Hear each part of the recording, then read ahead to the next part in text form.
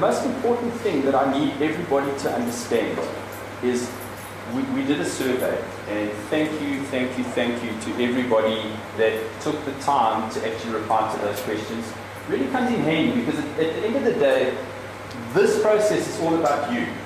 And the more information I have, the more equipped I am to put a program, a process together that's going to benefit everybody. The key today is it's all about you. This is not about the university. It's about making you better. Because ultimately, and this is where the bosses need to brace themselves, you know when that mask comes down in the aeroplane? And, but before the mask comes down, those hostesses stand there and they go, ladies and gentlemen, I've just flown down on the plane, it's quite scary. In the unlikely event that the cabin will depressurize, the masks will fall from the ceiling. When you stop screaming, pull the masks in. And if you have more than one child with you, pick the one you love the most and put the mask in. Okay? But what's the lesson I'm trying to bring across here? When that mask falls from the ceiling, if I don't put it on my face first, if I help one of my screaming children before I help me, I'm going to black out. I'm not going to be of any use to anybody. And that's what I'm actually asking you today. Is I'm saying, look at yourself. Look at taking care of number one. Who's the most important person in your life? You are. That's the person I want you to be taking care of today. So I'm going to say this. I'm going to say I want you to work harder on yourself than you work on anything else, including your job. Because think about this. If I work harder on myself than I work on my job, I become a better employee. If I work harder on myself than I work on my relationship, I become a better spouse. If I work harder on myself than I work on my finances, my finances are going to sort themselves out. Because ultimately, we attract success by the person we become. So as you become more, in other words, as you get more knowledge, more skills, more ability, you attract more and more and more and more success to you. Okay, so it's about growing, it's about becoming. Today's process is a process of becoming. And this is where I want to ask you a question.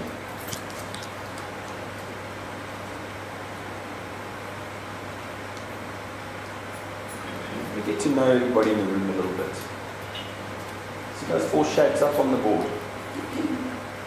I want you to choose one. Have a look at those 4 shapes and just look at your personality and say, which of those 4 shapes resonates with my personality? Who the circles in the room? Any circles? Circles? Great.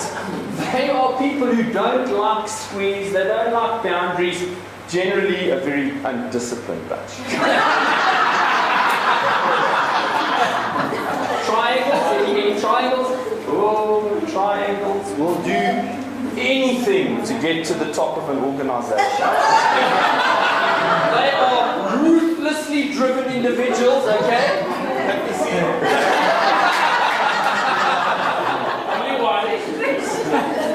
Squares? Any squares in the room? Squares. But dealing with a whole bunch of librarians, we expect squares. Squares? No, not boring. They are wonderful people who like structure. They like things just to be ordered. Things must just be right. Circles. Get yourself a square. And then, of course, the squiggly shapes. Any squiggly shapes? No, squiggly shapes. I would never ask a squiggly shape to identify themselves. Squiggly shapes are only interested in booze and sex.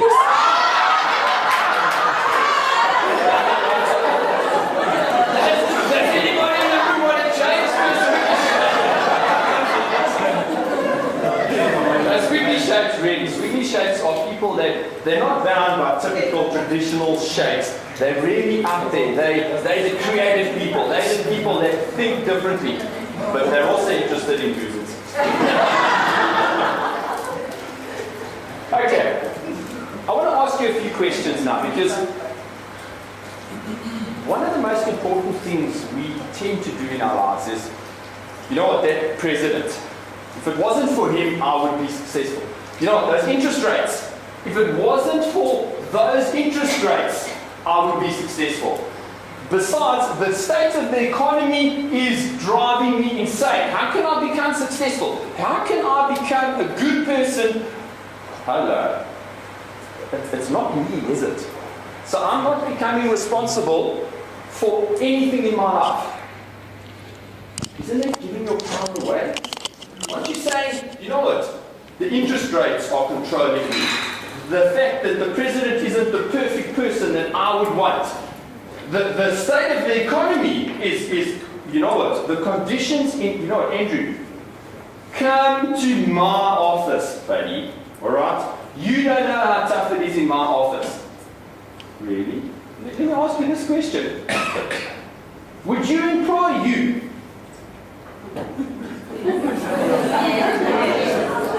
Would you marry you?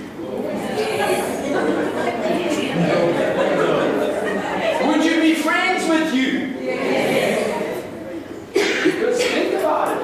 If I'm not happy with who I am, how can I expect to be happy? Because think about this.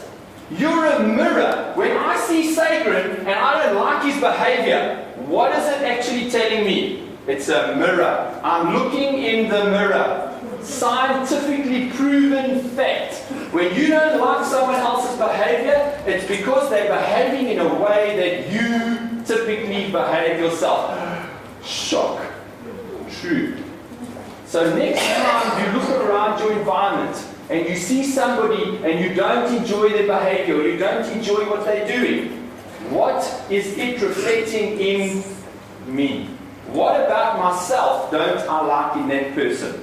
Because very often, that behavior is just a mirror of myself.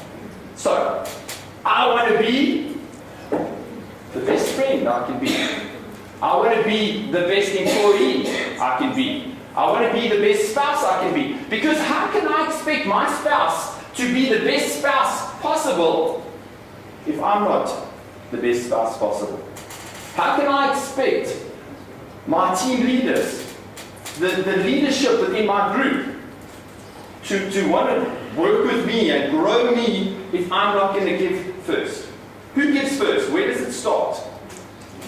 It starts with you. Because if you're not giving, if you're not sharing, if you're not connecting, you can't expect somebody else to be if you're not going to be. Because remember, you attract success by the person you become. One philosophy, let's look at this. You know what, Andrew? If that's all they pay, I'm not coming early and I'm not staying late. It's good philosophy. I can see success written all over that, can't you? Oh, that is just success. In fact, at 3:45, I've packed my bags, I've already got my starting blocks, okay? I'm the first one. In fact, you just try to beat me to the car park. There's no way you're going to beat me to the car park, okay? Another philosophy, you know, if that's all I'm earning right now, I'm coming early, stay late, I invest into myself, I try to become more, I try to grow. Okay, let's look at those two philosophies. If that's all they pay, I'm coming early, not staying late. Great future. And then I get to the end of 5 years and I go, I'm going nowhere. Huh? I wonder why.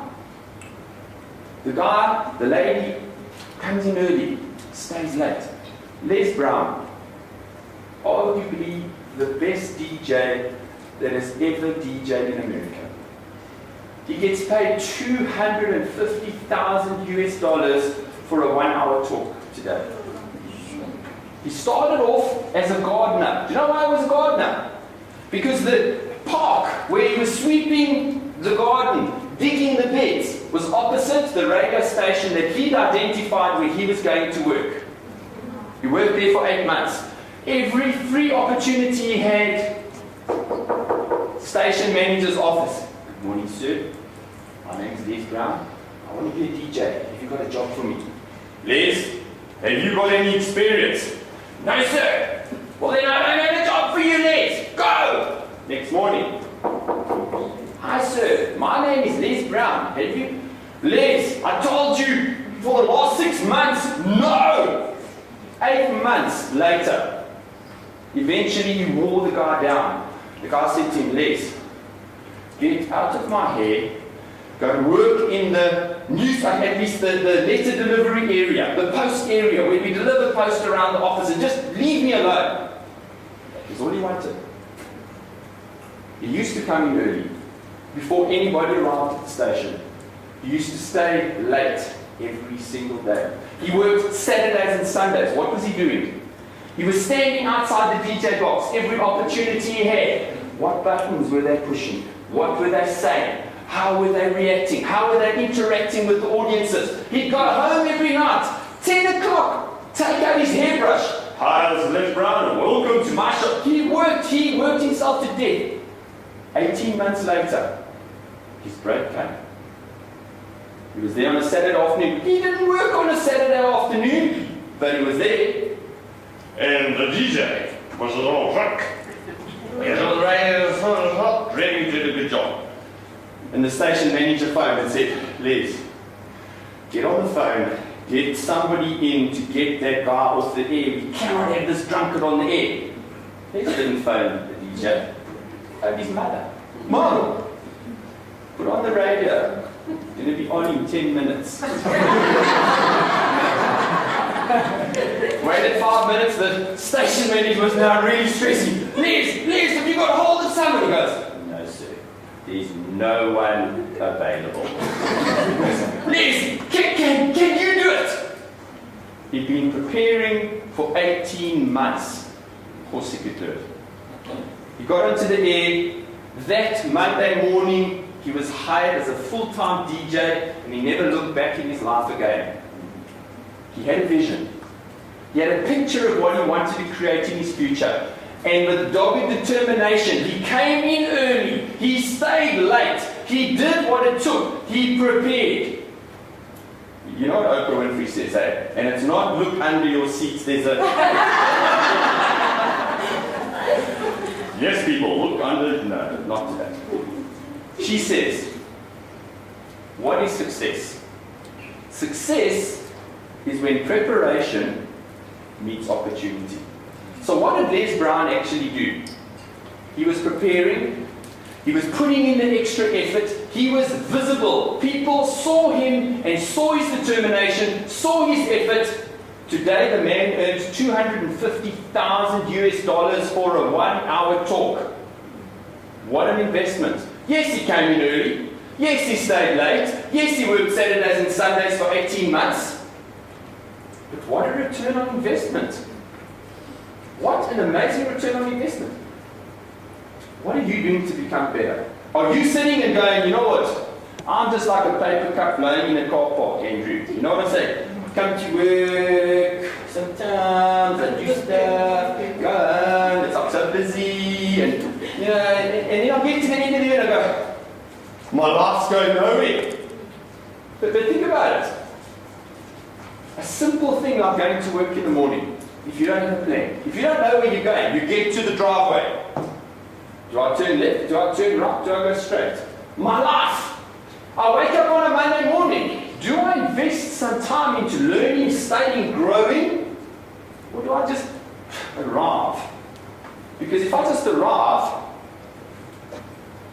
I look at my life and I go, hate my job.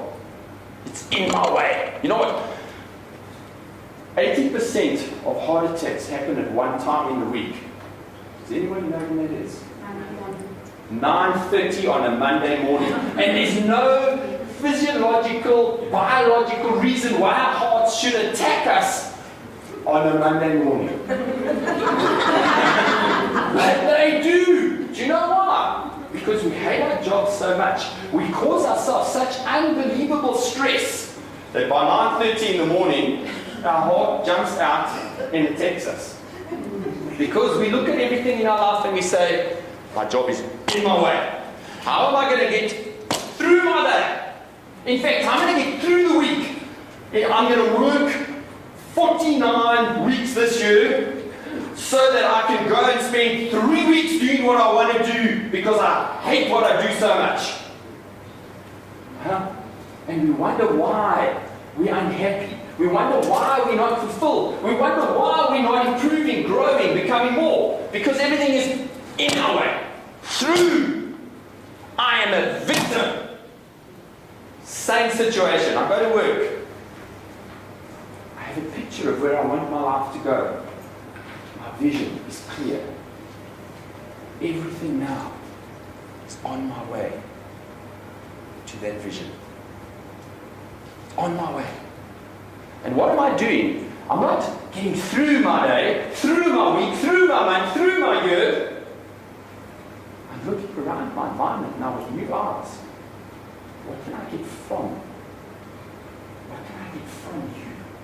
The man who sits there. He's got so much to offer. So is he. What can I learn from him? Not passing in the I don't care about you. Who are you? What can I learn from you? What have you got to offer? What has my environment got to offer me?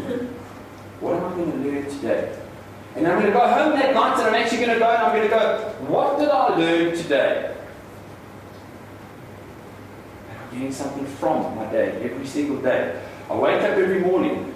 Can you not see a life that is going to become successful when everything is on my way?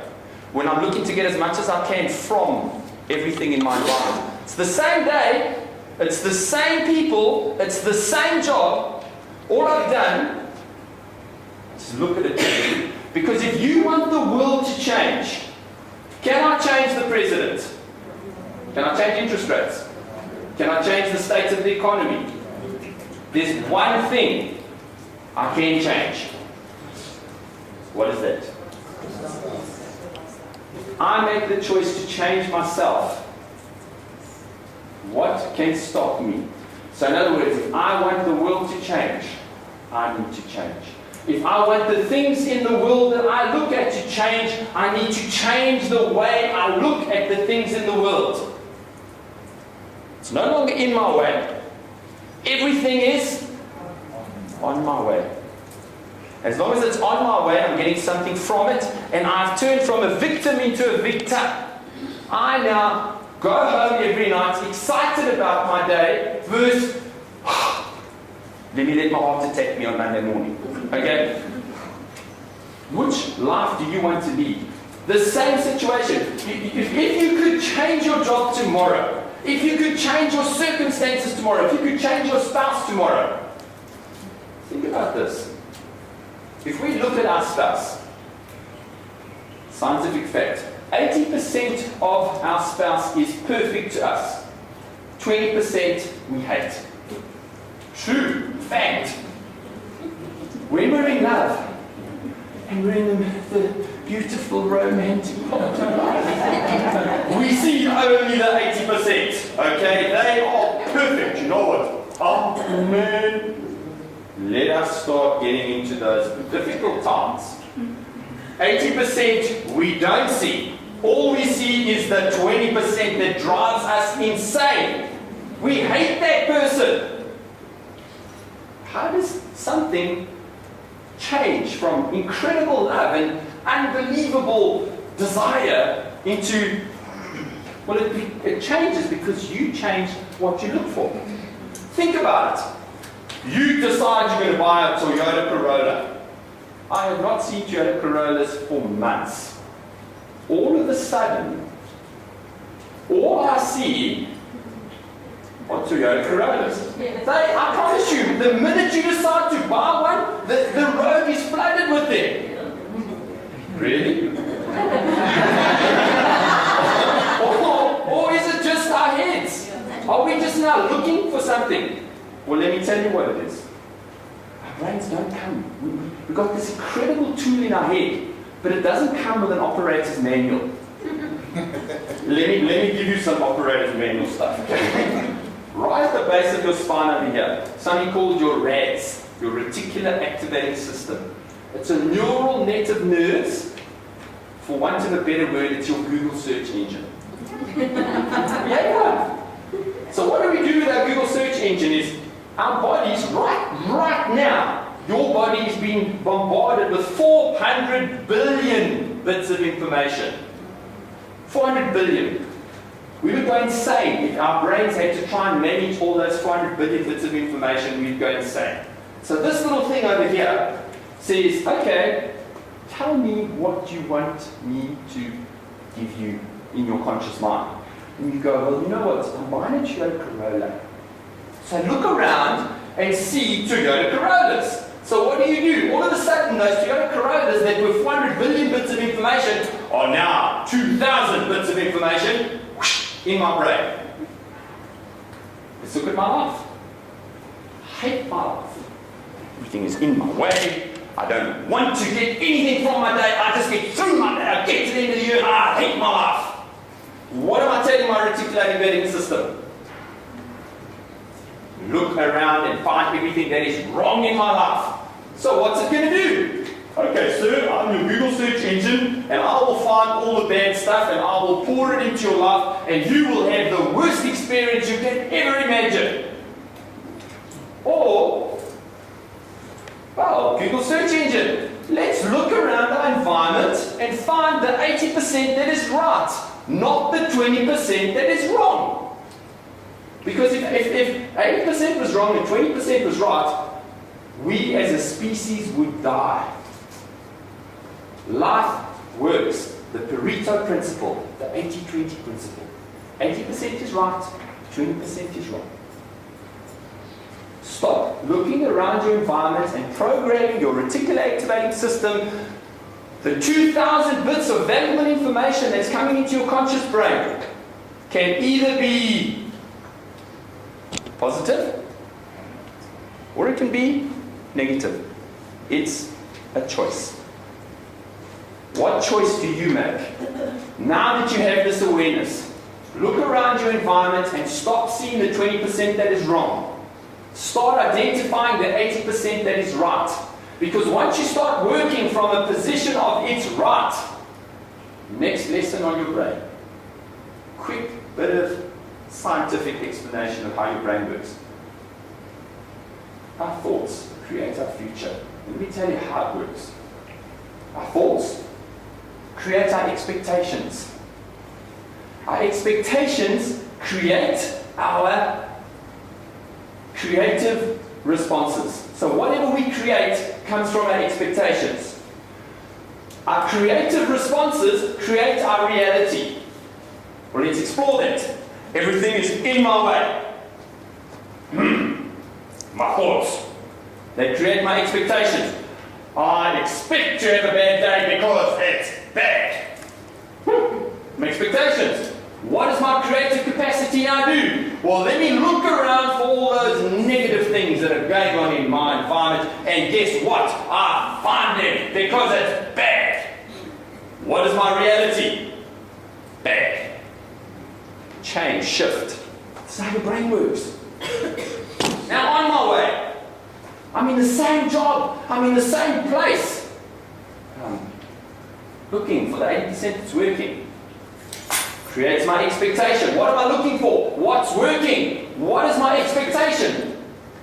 What's working? My creative capacity looks for what's working. So I'm making it work. What is my reality? That's how your brain works. So you are your own worst enemy. You are creating all of the strife and the stress in your life. If you don't like your life, no one else is creating it but. And that's what you need to understand. Our brains are there purely as a vessel. It takes in information and it gives out information. If we're giving it the wrong programming, if you type in Apple in your Google search engine, is there any possibility that it's going to give you a cherry?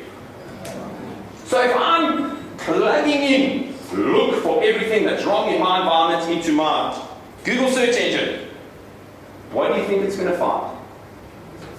If I'm plugging everything that's right into that same Google search engine, what do you think I'm going to find? So who's responsible for your happiness? Who's responsible for how you feel every single day? Only you. Nobody else can make you happy. Nobody else can force you to do anything unless you accept them taking power over you. You're in charge. As soon as we allow an external factor to influence how we feel. How about this? You know what, Andrew? When that guy shows up, then I'm going to be happy. When that lady shows up, then I'm going to start working harder and I'm going to give my best. What if they don't show up? Are you going to let your life depend on that external factor? When I get that 5 Series BMW, then I'm happy. When my kids leave home, the little cretins are sucked through the When they leave home, then I'm going to be happy. When I get that promotion, you know what? Well, how about this? Finish primary school. How like was it? Or was it like an anticlimax? Of course, high school. I'm sure you all had it as well. 40 days, eh? 39, 38. Let's get this stuff done, sucker! And we get to the last day and we go! Huh? And then we do varsity and it's like, you know what, when I go to work, buddy, this varsity stuff is all the studying and when I go to, and you go to work,